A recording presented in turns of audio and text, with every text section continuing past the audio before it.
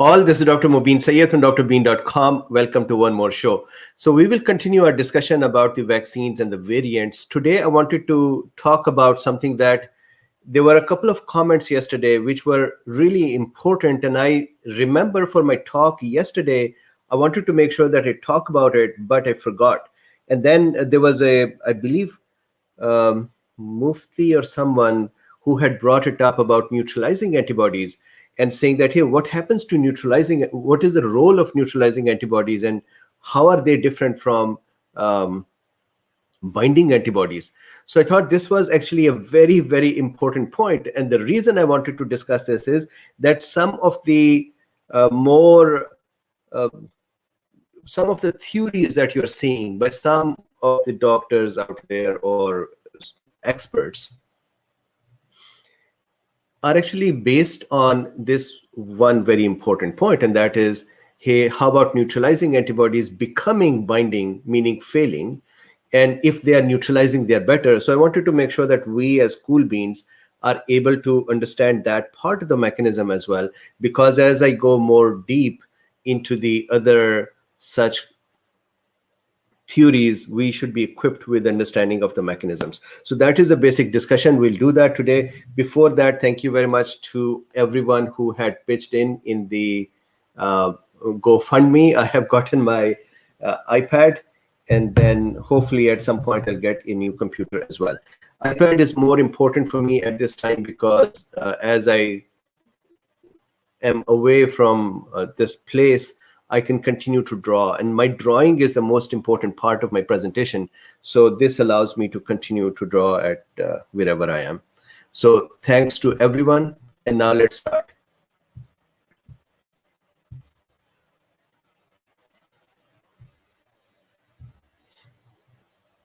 Arubaga says that was fast. Denise, thank you very much. And thank you everyone who has pitched in. So here is Drbeen.com. Then the basic discussion of what is a neutralizing antibody, what is a sterilizing antibody, what is a binding antibody, and what is a non-binding antibody are all important. And so I have some of the links over here. Once again, I felt the link here with Wikipedia is not the best written. To me, it seems like this was newly written. They're trying to address these common questions. So there was lots of weakness in the messages here. But anyways, this is, at least it gives you some idea. So this is Wikipedia. Then this is another, what is sterilizing immunity and do we need it for the coronaviruses? So I put that over here as well. I thought this was actually even better written compared to Wikipedia.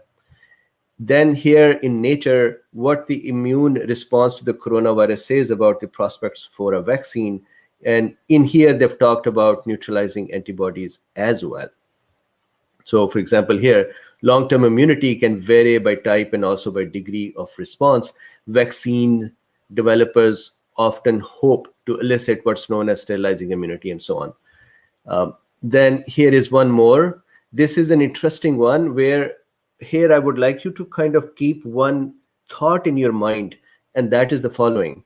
The current experiments use the friend retrovirus. So this is a different virus and different concept of neutralizing antibody or sterilizing antibody, but the basic foundational concept is the same.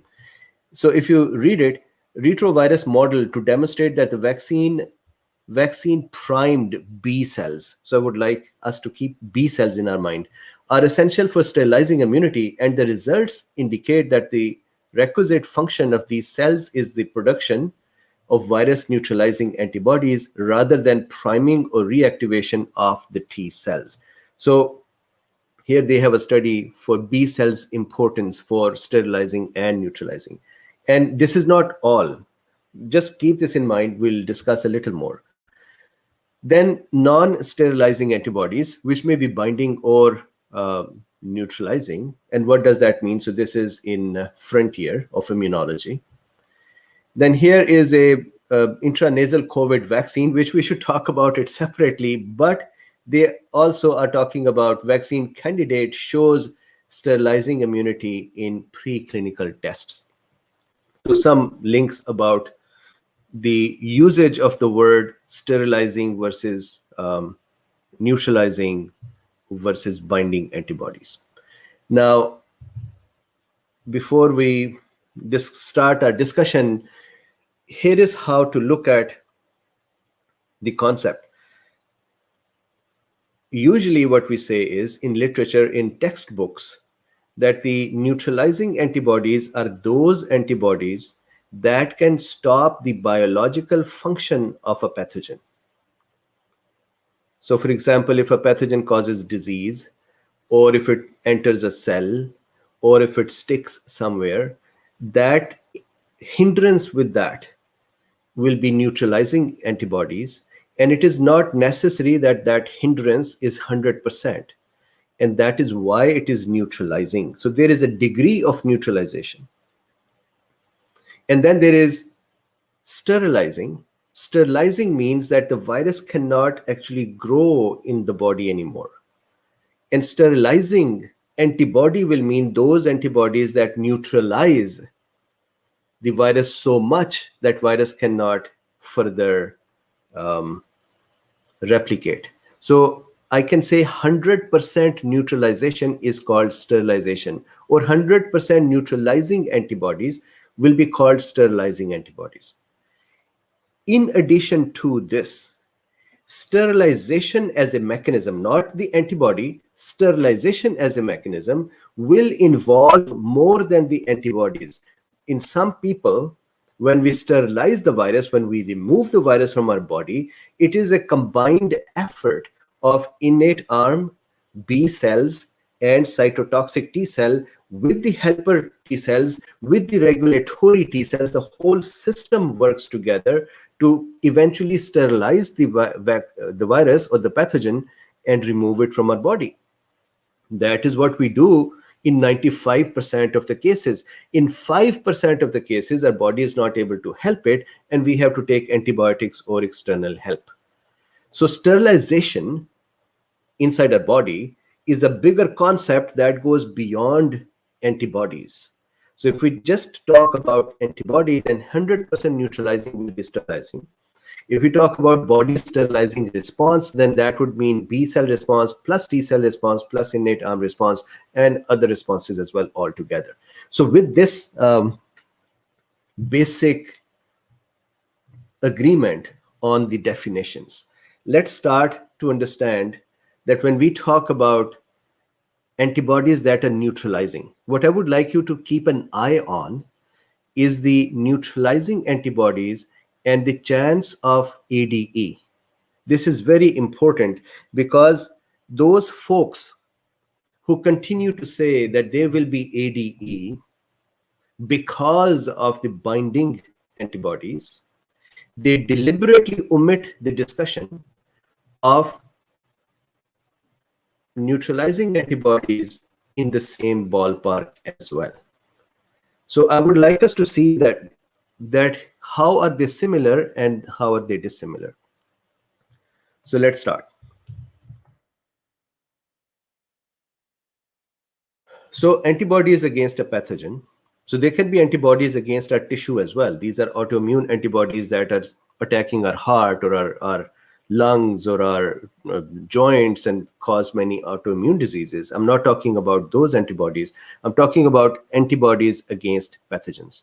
So they can be sterilizing, neutralizing, binding, or even non-binding. They have become useless. They don't even bind to the pathogen anymore. It is said that binding antibodies will cause ADE. So this is a common trend, common message out there that, hey, binding antibodies are somehow bad antibodies. They're also called leaky antibodies, which they're not. And somehow they are supposed to be bad things. And what is the bad thing about them? The bad thing is that they would cause ADE. So I wanted to make sure that those folks who have this concept in their mind that ADE will be called by binding, they should also consider that neutralizing, if ADE is occurring, then it would happen with neutralizing as well. So let's review that. So let's start from here. these little cartoons. I enjoyed making them today. Neutralizing. Here is a virus, SARS-CoV-2. A neutralizing antibody is supposed to attach with this virus to a point or to multiple points where the virus cannot conduct its biological functions. For example, in case of SARS-CoV-2, the biological functions are to attach with the ACE2, to enter a cell, replicate in there, then come out and attach to the next cell, and so on. So if we have good neutralizing antibodies, their function is to attach with the virus and keep it from entering the cell. So here, I would like you to keep one more thought in your mind. We have one thought in our head about the B cells, that somebody said, hey, B cells are important to take part in sterilizing immunity. Why am I doing that? There are some folks who have misused this concept to say B cells are actually not important. It's only the T cell that are important. And then they have built a whole false narrative on top of it. So keep B cells in your mind. Second part to keep in mind is here. This virus that is neutralized, it doesn't mean the virus is dead. It simply means the virus has an antibody attached to it at a point where the virus itself cannot do much. And what is that much? In case of SARS-CoV-2, it cannot attach with ACE2 and it cannot enter a cell. So tell me this, what will happen to the virus that has an antibody attached to the spike protein and virus cannot enter a cell? Where will the virus be? So this is the thought I would like you to have. So remember this, in our tissues are made up of, so let's say this is a flat surface. Normally, these flat surfaces are called basement membrane in our organs. Basement membranes. These basement membranes are used to build organs on top of them. So we take a flat tissue and then we stick cells on top of them. So these cells, for example, let's say here is a row of cells or column, whichever way, this is a row. So these are all cells. And then there is another row over here, and that is also cells, correct? So these cells are sticking on top of the basement membrane. These cells are the tissue, the organ. They are going to function, for example, like a liver or a spleen or a lung or GIT or a stomach or something, or brain. And then between the cells, so if I make a few cells here now, between the cell, microscopically, if you see, there is some space. This space amongst the cell is called interstitial space in the tissue. So these red ones over here that I'm making red now, they are the cells. They are the functional part of a tissue. And between those, this area is called the interstitium or interstitial tissue. In here, we have macrophages sitting here, we have neutrophils sitting here, we have fibroblasts sitting here, we have many collagen threads, we have fibrin threads, we have some proteins sitting here, we have some viruses running around here outside, we have some bacteria running around, we have some fluids here. And so this is a very active space as well. And this is called interstitium. Now, if a virus here has a neutralizing antibody attached to it, that means the virus cannot infect a cell. So tell me this then, where will the virus be? I think that you're going to say the virus is going to stay in the interstitium. Correct? If the virus is going to stay in the interstitium and it has antibody attached to it, like this, guess what can happen? Think what can happen. Folks who say that a virus that is coated with binding antibodies, those antibodies are a target for ADE because these antibodies can bind with macrophages. Macrophages are outside of the cell. They are also in the interstitium. They are also here. And if there is a virus running around with an antibody on it, these antibody can be enabling the virus to cause ADE. So now the question is that a virus that has a neutralizing antibody on it and the virus is unable to enter a cell, where will that virus be? That virus would also be in the interstitium. And that virus would also have an antibody attached to it. Don't you think that that would also become a target for ADE? So let's continue. So this is about the neutralizing. Neutralizing is not sterilizing, meaning all of the biological activity is not stopped. That means there are still some viruses that are still able to enter the cell.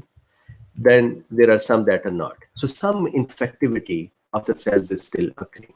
That means that the virus is entering some of it, then it is getting out some of it, and then out of all the daughters that have been made, some of them would enter the new cell and the others would just hang around. And guess what? Those that are hanging around, they have neutralizing antibodies attached to them. They have antibodies on them, just this much. Hanging around in the interstitium have antibodies attached to them. Okay, now let's go to the sterilizing antibodies. Sterilizing antibodies are those antibodies that coat the virus so well and so completely for its active sites that the virus cannot. I'm using virus. This is true for pathogen and for other things too, bacteria and others. But let's continue talking about SARS-CoV-2. They have coated it so well that the virus cannot enter in the cell at all. 100% denial for the virus to enter the cell. That is sterilizing.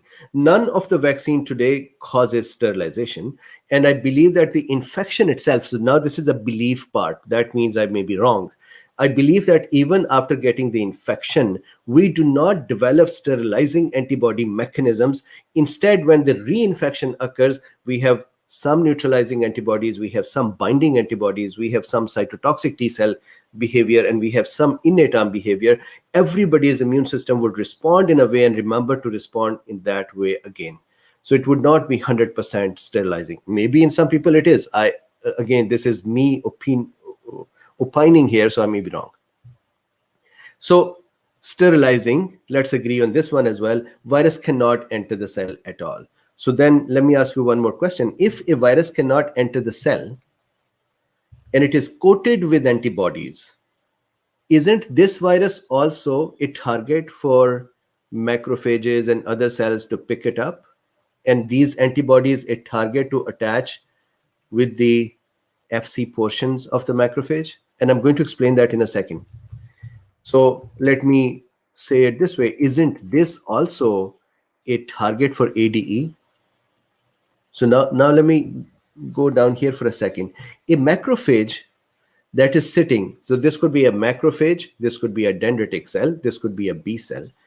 A cell that is sitting in the interstitium, whose job is to clean up the local areas and defend that tissue, they have receptors on them to bind with the FC portion of the antibodies. This is the mechanism that we discussed yesterday as well.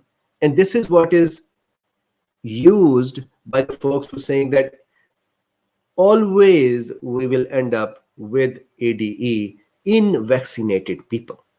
Because they would have variants, the variants would not be correctly tackled by the antibodies, and these would become binding antibodies. We'll talk about that in a second. But here, the takeaway from this little part of the discussion is that macrophages have receptors to bind with antibodies. Why? Because they do phagocytosis. Why do they do phagocytosis? They eat up things attached to antibodies by holding them from, imagine the antibody is a thing that would trap. You know, for wild animals to catch them, we have those long sticks, and at the end of the stick, there is some kind of a net or a rope. So it is, antibody is that thing. To catch a wild animal, for example, a virus or a pathogen, we have a long stick. At the end of that stick is a binding site with which we bind the pathogen. Then the stick itself can connect with the macrophage and then become internalized, and then it it is not allowed to run and escape in here. It is become internalized and then destroyed with the virus on it or the pathogen on it. This is phagocytosis. There is another mechanism on these cells, phagocytes, macrophage dendritic cells, and that is they can also connect with pathogens that have C3b attached to them. C3b, which is part of complement. So macrophage can also attach with the C3b and then phagocytose this as well for destruction. This is a normal behavior. If this was not happening, if macrophage could not do it successfully, if this would always be an ADE, we will not survive to this long. I would not be 50 years old. I would have died 1 year or 2 years into this whole life. So this is a normal function. 95% of the infections are managed this way, and we don't even know that they are happening because this is the mechanism that is normal and occurs. Somebody left a comment under the video yesterday that this is microbiology 101. This is true. This is microbiology 101. This is not a rocket science. I have not brought some concepts from Mars and I'm talking about them. This is 101. Okay, so we have phagocytosis by antibodies and by C3b. Now, is there a condition that the antibody that is going to bind with macrophage has to be only a binding antibody and cannot be neutralizing antibody? Near this phagocyte can be a virus with an antibody attached to it on the virus, which is a neutralizing antibody. It has attached to the virus. It has prevented the virus from entering other cells. So now it is sitting here. Virus is crying because it cannot enter the cell. It is covered by neutralizing antibodies. Guess who's going to take care of this? We can't say that this virus and the antibody should just get out in the blood. Imagine, where should this go now? Let's say this is in our lung. Are we expecting this complex of virus and the antibody, neutralizing antibody? This antibody is not letting the virus get into a cell. So now it is sitting out in the interstitium. Where should it go now? Should it now go in the blood and then from the blood go to GIT and from the GIT get out through feces? Should it go to urine and get out through urine? Should it be sweated out? Should it be brought out in sputum? Where should it go? This is such a big complex that it cannot just enter the bloodstream and then go to GIT and go to feces. It is such a big complex, it cannot just enter the bloodstream and go to kidney and get filtered and then go into the renal tubules and become part of urine. It is such a big complex, it is not going to come out in the sputum, although the ones that are on the surface of the lung can actually come out in sputum. So what would happen? This thing has to be picked up by phagocytosis. But phagocytes. It has to be destroyed by dendritic cells and macrophages. That means the antibodies that are neutralizing would actually keep the pathogens out in the interstitium to be attached to macrophages and nothing else. So if there is a chance of an antibody causing ADE, then it would be more with neutralizing antibodies. Why? Because if this pathogen had binding antibody, that means this pathogen is very happy. It has an antibody attached to it, which is not hindering its function. This pathogen is going to connect with some cells, ACE2, and enter that cell. So this pathogen actually went into the cell and is causing infection. This is just roaming around outside so that it can be picked up by a macrophage. This 100% has to be picked up by a macrophage. The neutralizing, sterilizing one. The binding one can have two outcomes. Either be picked up by the macrophage or get into a cell to infect it.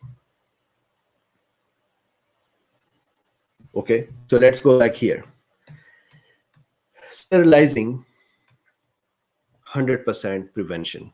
That means 100% sitting outside in the interstitium, 100% a chance if ADE occurs, 100% a chance for ADE.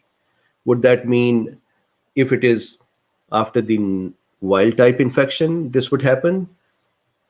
If we say that ADE happens, and if we say it happens after the vaccine because there are antibodies attached to a virus, which may be just binding, then after the natural infection, if we have neutralizing antibodies, they are going to keep the virus outside as well and keep it a target for ADE as well. Once again, for the record, ADE is not seen in such a mass level that people are just dying right and left because of ADE. May that be from the natural infection or from the vaccine itself. So I want to make sure that we understand that all these antibodies are actually the same. And actually neutralizing and sterilizing antibodies are producing a bigger chance for ADE if ADE is going to happen. All right, so now let's see. Sterilization. Now, I'm not saying sterilizing antibody, I'm calling sterilization. There is another concept of sterilization where we can pick up the cells that are infected. Which cells are infected? Any cell can be infected. For example, for SARS-CoV-2, the first time when the SARS-CoV-2 comes in, it can infect nasopharyngeal area cells, binds to ACE2 and goes in. Let's say after a vaccine or a natural infection, the person's antibodies are binding only and they are not neutralizing or sterilizing, then normal cells will once again get infected because the virus does have the antibody on it, but the antibody is not preventing it from entering the cell would become infected. If the cell will become infected, we also know that we have cytotoxic T cell or CD8 cells that would kill this cell that is infected. This is also part of sterilization. In all those people who have become infected and recovered, their body used these tactics, some part with the innate, some part with the antibodies, and some part with the cytotoxic behavior to clear out the virus.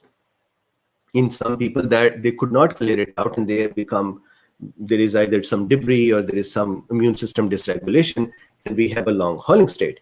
In some people, the immune system tried to clear it out, overwhelmingly responded, incorrectly responded, and killed the person itself.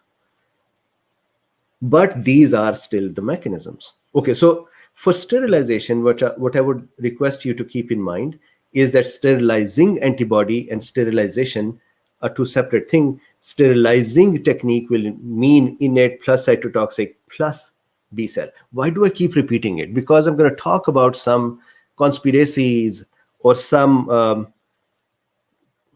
other theories which will use one mechanism or the other, and they would expect you not to be able to put together all these three mechanisms, and that is how they'll deceive you.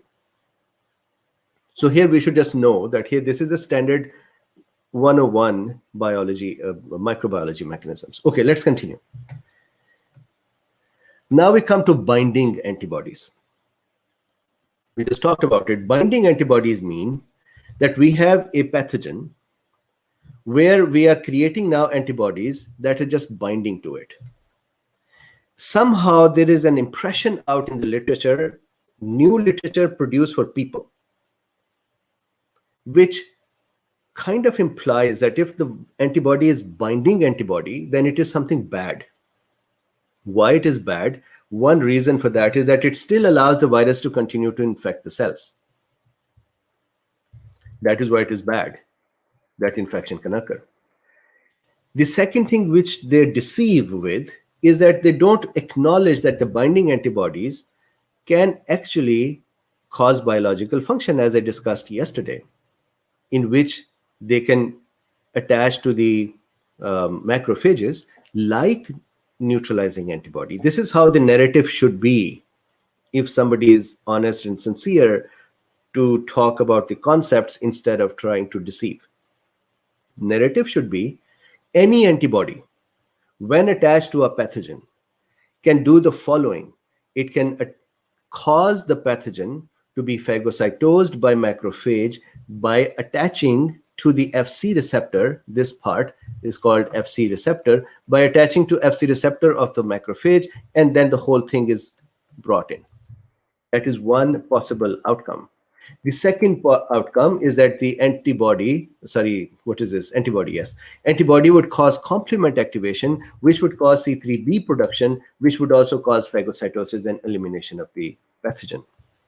Another narrative should be that binding or neutralizing or sterilizing antibodies would activate the complement system, which would make complement cascade and eventually reach to C789 kind of a thing. A pipe will be created that would create holes in the pathogen. SARS-CoV-2 is actually prone to that because it has a shell around this. Then they should also talk about that, hey, a binding antibody or a neutralizing antibody or a sterilizing antibody may be able to do ADE. Again, there is no proof yet, but I want to make sure that when we talk about this, we talk in a holistic manner. And then we say in 99.9% of the people, what we observe by neutralizing or binding is the correct immune behavior. And in why did Mubin say 99.9? Maybe there is a 0.01% of the chance where there is ADE occurring, and I don't know that yet. So I'm keeping that little door open for us. So here, binding antibodies would still cause biological activity. It would still cause phagocytosis to occur. Neutralizing antibody would keep look, in the case of binding, this pathogen has a chance to get into the cell. In neutralizing case, pathogen has no chance to get into the cell. It is going to stay outside, so the chances of ADE are actually more there. Okay, so now considerations. These are kind of rhetorical questions, and these are the misconceptions that are used out there. Number one, will the infected cell, so I got vaccinated, the variant has changed. Now, when it attacked me, my antibodies could not connect with it. Now they're just binding with it. That means that the variant can continue to infect the cells. Fine. Will an infected cell not be a target for cytotoxic T cells? And I'm going to use Geert's comment here. He used this to provide an opposite comment. Geert said that cytotoxic T cells do not mutate their binding regions that much, which he's wrong, but let's go with that. If that is the case, then this person's cell, which is infected, will always work very well with the cytotoxic T cells, even if the antibodies are not working. So any problem then? No. So even if we don't take Geert's comment, we just look at it this way, that, hey, vaccine failed. Previous infection failed. Virus was able to get into a cell. We are too sad that it was able to infect, but cytotoxic T cells are still going to be there and they're still going to kill the cell. Okay, so that's one. Second rhetorical concept question, because people keep using these to build their foundations.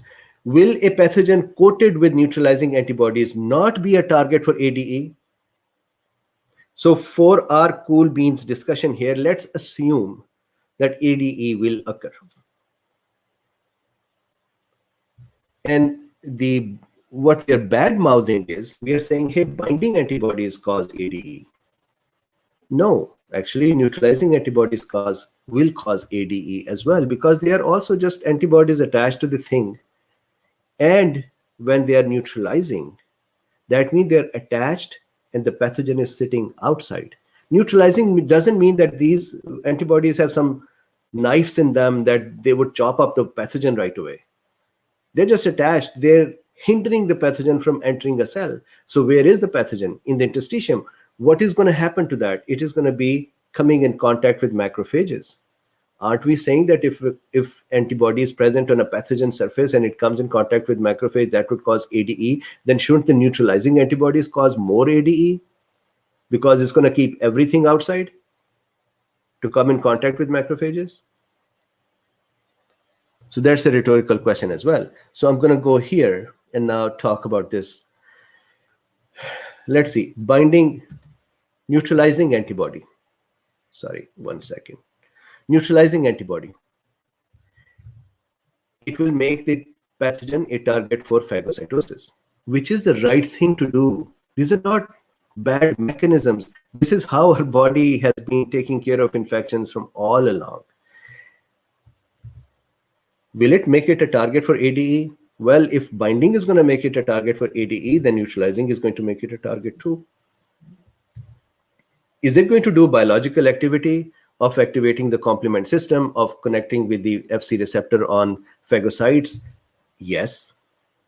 Is it also going to cause the pathogen from staying away from the cells? Yes, because it is coating it. Now look at the binding one. What will binding do? Number one, can it allow the pathogen to infect the cell? Yes. But the outcome still is that the cell is infected, and then it presents the proteins on its surface, and CTL cells come and kill it. So what's the big deal? Will it still be working for phagocytosis? Yes. And if the ADE can occur, then will it be also open for ADE? Yes, because it's just an antibody on the surface. Will it also have biological activity? Yes. So the neutralizing and the binding are not different. They're the same antibodies. So anything that would happen with one can happen with the other one. So where is then the catch here? There's a catch here. The catch is the following. So again, the point is of this last part that I'm going to discuss is that we should know the mechanisms, not the conspiracy theories. Mechanism is this. In neutralizing antibody, so let's say here are a number of cells, and here is another tissue, another person, and there are also a number of cells. Here is a pathogen, and here is a pathogen. This person is making binding antibodies. This person is making neutralizing antibodies.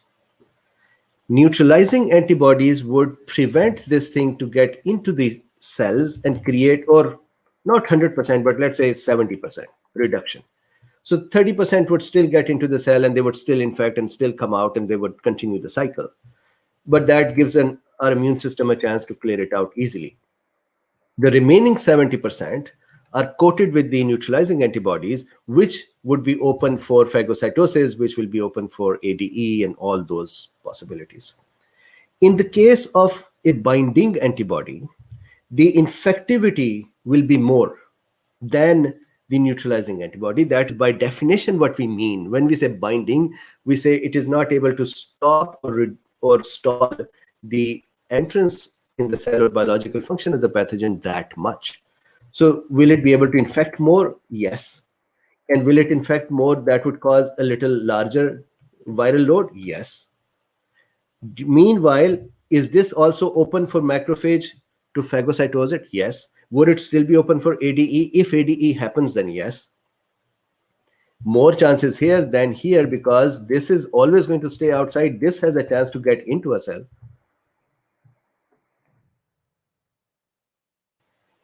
On the other side, do we still have the CTLs to work with this? Yes. Do we have CTL here as well to work? Yes.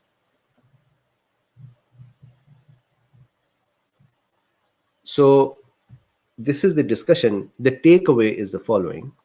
Whatever is the type of antibody, the functional outcome of neutralizing versus binding versus sterilizing versus non-binding, it doesn't do anything, doesn't prevent an antibody from attaching to a macrophage or a dendritic cell and getting into it. So does that mean that my message today is that we are now really all doomed and there will just be ADE all over the place? No, the message is, look at how things are going. People are getting infected and they can manage it, majority. Why are they? Do you think that they're not getting reinfected? They are getting re-exposed as well. They're able to take care of it as well, because despite their neutralizing antibodies, binding antibodies, they are able to manage it by phagocytosing the pathogen, by coating the pathogen and eating it up with phagocytes. No ADE is occurring in them. If ADE was occurring, you would see ADE occurring more in infected people than vaccinated people. I was reading some theories, And I see that there are folks who have taken some stance there as well to kind of slant it differently. I would discuss that. I'm preparing ourselves to look at the mechanisms first, so that when I discuss it, these mechanisms are not magics I'm talking about. So the ADE's chance are present with everyone. Binding antibodies are actually produced more with the actual infection than with the vaccine. And it actually makes sense. And we discussed that, I think, 2 or 3 days ago. In the case of vaccine, we are producing spike protein. And spike protein would, of course, make antibodies that would primarily attack the spike protein. There is no other part of the virus, so there is no concept of creating antibodies for the rest. Considering if it is a spike protein vaccine, which means a messenger RNA based vaccine, which means Novavax like vaccine, which means even adenovirus based vaccines. Not the inactivated vaccines are different. So the reaction is going to be to the spike protein. So that is why the antibodies that are going to be produced are primarily going to be against the spike protein. In a wild type infection, the antibodies are going to be against the remaining parts of the virus as well. The remaining parts of the virus, most of them are actually not that prone, other than the N protein. They are not very prone to the antibodies attack. So if antibody attaches to them, now the biological function would occur and the phagocytosis would occur, but virus can still enter a cell. So basically, vaccines behavior is more neutralizing than the actual infection. But to keep something in mind is person who has recovered whatever way he managed or she managed, with innate or with cytotoxic or with B or with a combination and different percentages of these, that is how his immune system took care of it. And it is fine. And it will be fine next time as well. So I'm going to stop here. We'll do a chit chat after this. Let's just see if there is any. For example, I want to discuss this. I especially took down, I normally don't talk about comments from someone, but this is a good comment in this way that the person was trying to say that my yesterday's video was not correct. But at the same time, let's look at some of the messaging. The messages, even neutralizing antibodies have damaging features. So we should be careful. Antibodies are actually not supposed to be damaging unless there is autoimmune issues, unless there is inflammatory outcomes that can cause issues. And that would happen with the infection or vaccine. So normally these are helpful. But even neutralizing antibodies have damaging features. Fine. So I would translate this message into, hey, even neutralizing antibodies would cause phagocytosis. And if there is a chance of phagocytosis and ADE, then that would happen too. Only the neutralizing activity predominates and the infection is cleared more quickly. That is incorrect. Why it is incorrect is that if neutralizing antibody is present, it is not necessary that that is predominant activity. It really is a person's overall shape of the immune system. What are the cytokines that are released? What are the memory cells that have become awoken or waken up or woke up? I do not know what is the right word here. Did the cytotoxic T cells woke up more than the B cells? How are the memory cells composition? Why these becomes interesting comments is that a person has to know all this education before they can actually comprehend and make a good decision that what is the right thing. So then they say, when they are no longer neutralizing, the infection can run much further and the damaging features have many more time to act and virus titer to work with. So here what they're saying is if this is binding, then the infection can occur. That is correct. But if it is binding, there is phagocytosis occurring, there is infection occurring, cytotoxic T cells are there as well. Really, the outcome of an infection or reinfection is not based on binding or neutralizing. It is based on immune system's composition and response.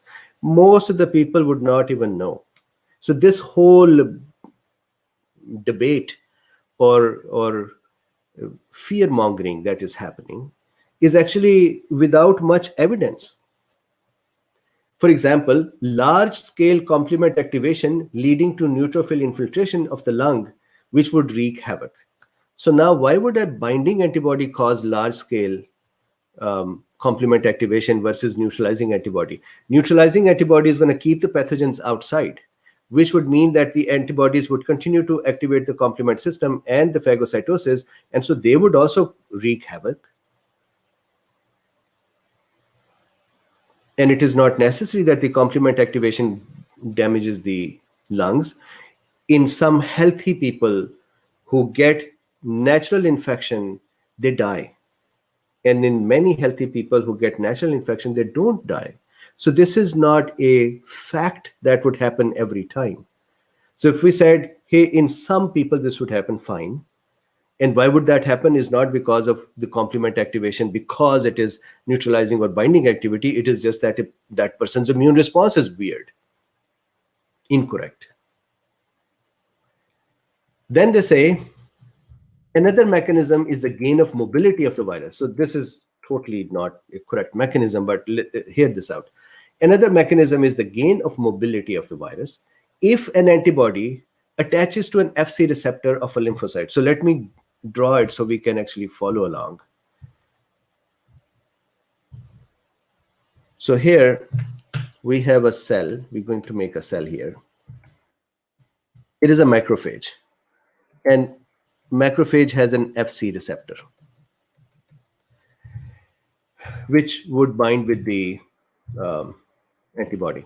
So the gentleman says, if an antibody attaches to an Fc receptor of a lymphocyte or platelet, and the virus then hitches, so now the Fc receptor on a lymphocyte is not a possibility.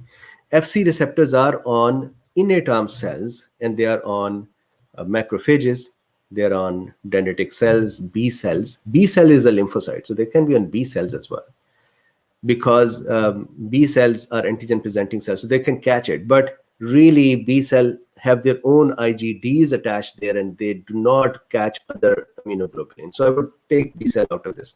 Macrophages, dendritic cells have it. Lymphocytes don't have it. So now we have an incorrect mechanism here, and whatever we build on top of it is going to fall. So lymphocyte or platelet, and the virus that then hitches a ride. So what they're saying is, so let's correct their mechanism to say they're not talking about lymphocyte, let's say macrophage. They're talking about macrophage. So fine, macrophage has an Fc receptor, and the antibody has attached to the Fc receptor. Then the virus comes in and hitches a ride. Where does it hitch a ride? Then the virus then hitches a ride on the lymphocyte. So again, let's replace that with macrophage. And now the virus is sitting here.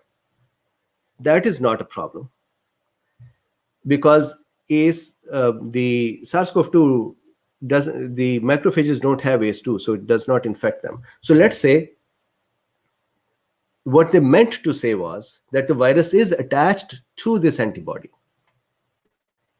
And so now the virus with antibody is attached on a macrophage on the Fc receptor, and that is the hitching a ride that is happening. So what happens next? If the antibody binds weakly, the virus can get away before being phagocytosed. So now if this antibody is bound weakly, which never happens. So for this gentleman, the binding antibody somehow means a weakly binding antibodies. If that is the case, then the virus would get away. Let's give them this mechanism as well. Let's say this is a person whose tissue has a problem generating antibodies that can work with the Fc receptors. This person would have problems with many kinds of infections because they would get away. So it is nothing to do with vaccine or nothing to do with infection. This is a person who may have a genetic problem with the way their antibodies are built. Okay, so then we'll give this. Otherwise, the whole mechanism is wrong. So I made up a disease for them to justify it. But then after making that disease, it has nothing to do with the SARS-CoV-2. It has nothing to do with vaccination. It has nothing to do with the whole current discussions. If I continue on, They say you also did not correctly render the vaccination variant argument. So I did not explain yesterday that vaccinations cause variants, and I was wrong. So let's see what is the right argument. The crux of the argument is that many vaccine recipients will encounter the virus before, and emphasis is on before the vaccine-induced immune response is fully formed. An account of the fact that we are in a pandemic with a lot of infections going on. Very good. So they're saying Mubin got vaccinated today, first shot. This is a pandemic. Mubin is going to get the SARS-CoV-2 exposure as well. That is what I didn't say yesterday, and somehow that is important. So let me just very quickly talk about it. I got vaccine shot today. My immune system is as raw and naive as I was before the vaccine. If I get the infection today, then so what? My immune system is going to tackle that as I am getting infected without a vaccine. So if I can tackle it correctly, I would survive. If I cannot tackle it correctly, I might even die. So let's go to the second dose. So before the second dose, near the second dose, the virus appears. So let's give this gentleman all the possible things. So second dose, before the second dose, the virus arrives in my body. My body does recognize it, but weakly, so it is not able to still mount a response. Then still it is a genuine new infection.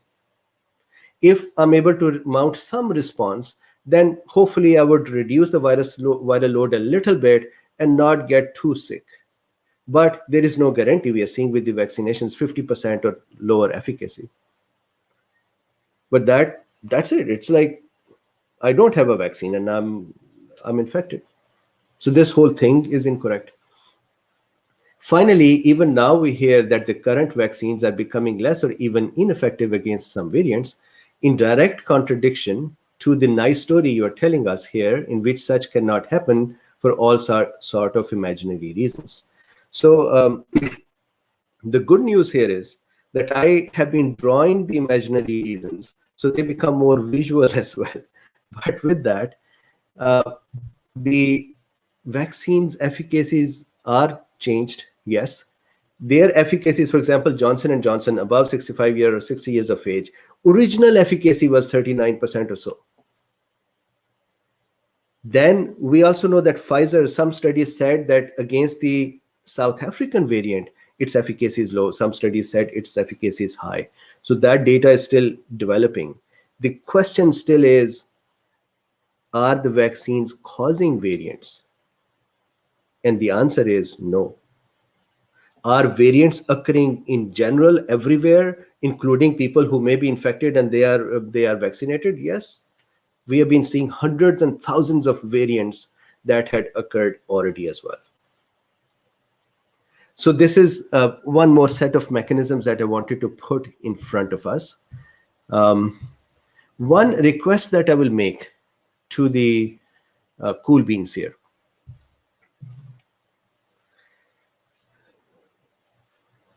So I saw someone on Twitter, good friend of mine, try to debate with me. And I just don't have time for debate. I remember very early on in my life, my older brother, he's a doctor as well. He told me, someday I was very annoyed on somebody. And he said to me, he said, look, Mubin, Dale Carnegie said that if you have to cross a jungle, you don't have to cut down every tree. Instead, you bypass the trees and continue to make your path. So whatever was, he paraphrased that, and I am paraphrasing what he said. So since then, I have took it to my heart that I don't try to attack everyone. And if somebody attacks me, I just try to take a position away from them and continue my journey. If it becomes too much, I block them. This is a new thing I learned. In the beginning, I would not block them, but from now on, from a few months, I've started blocking. The reason is that when I don't block them and they just keep insulting and keep doing their thing, it bothers me. So then someone from Cool Beans suggested, originally Cool Beans had said that, hey, don't block them. let's not censor anyone. But then somebody suggested that, hey, if they bother you too much, just block them. Then Dr. Yo suggested to me as well. So what I did was, somebody wanted to have a debate with me. I didn't want to have the debate. So this really annoys people, that why do I not debate? So I didn't want to have the debate. The response to that was that they went public saying, we don't agree with Mubin, and that is fine. I mean, what I'm saying is also based on science, and I may be wrong in so many places. So it's not a holy grail I'm saying here. So when they went public, they caused some folks to start insulting me and calling me names and cursing me. I'm okay with that as well. Many people would curse me here too in my comments.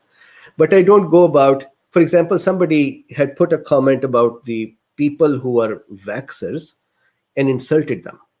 I had not gone and liked it. Or similarly, somebody had insulted people who are not getting vaccine, and I had not gone and liked that. I just don't like people insulting others in these discussions. This person was going and liking them as well. So then I blocked them. And I blocked that person instead of the people who were cursing me, because he had started it. So I told him, he's a friend of mine. So I said to him that, hey man, I'm going to block you because I want you and your tribe to stay away from me. I am not ready for your instigation and insults. To which then he said, you should have debated with me. He or his people said that you should have debated, and it's a hot topic and both sides are correct and there are answers to your messages. And so debate. And I said, no debate. And I blocked them. My request with that to people here, cool beans, is that please, on my behalf or on my teaching, don't insult others. The point of the teaching is not this. You would have considered this, you would have recognized this in our tribe. I am not the one providing direction. I'm the one providing knowledge, information to the best of what I can do. I may be still wrong. I have been wrong in many places. There have been places that I was wrong and I corrected it after realizing it. There have been places I've been wrong, and there are cool beans here right now in this messaging system who have corrected me, and I realized and I corrected myself. So I have been wrong. I can be wrong. So please don't insult someone for something that you heard from me. That just is not good. At the same time, I just don't do debates. So let's do a quick. Amiro Amigo says, can you speak to antibody-dependent enhancement? Spoke about this yesterday. Spoke about this a few months ago in detail for 5 mechanisms of antibody-dependent enhancement.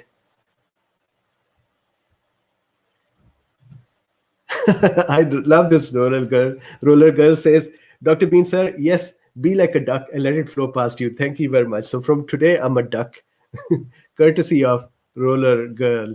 All right. So cool beans. I wanted to make sure that we have this mechanism under our belt as well, because we're going to use this for further discussions. My apologies today, Dr. Breen could not join. He was not feeling well. Tomorrow, please remember, we'll have Dr. Hector Carvalho.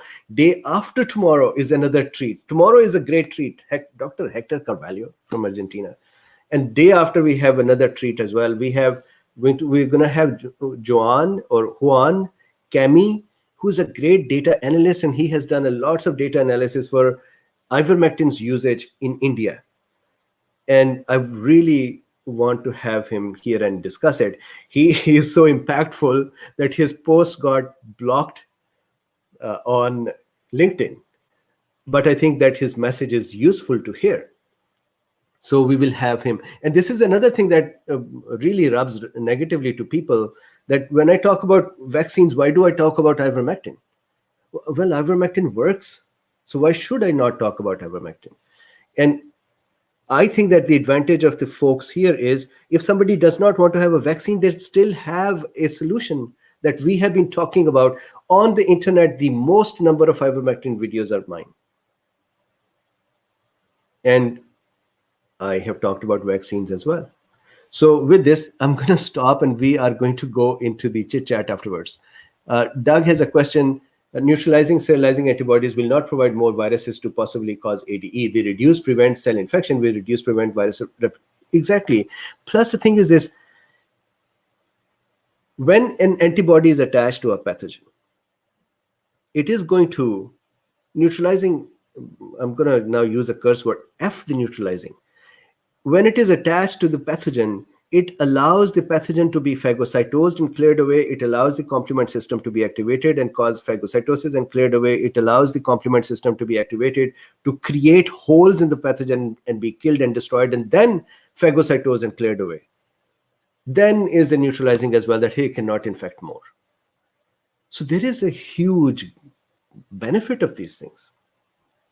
That doesn't mean that in a experimental study in lower animals as well, we have seen that antibody can misfire, not work, and the phagocytoses are probably not working that well as well, or maybe in their in vitro studies there are no phagocytosing cells there to eat them up, and they just have the pathogen with the antibody without any phagocytosing cells nearby, and the cell which can then use this, let's say a macrophage phagocytosing cell, and try to force an ADE to that. Maybe that has happened, but if this was the prevalent mechanism, we will not be able to handle any infection well.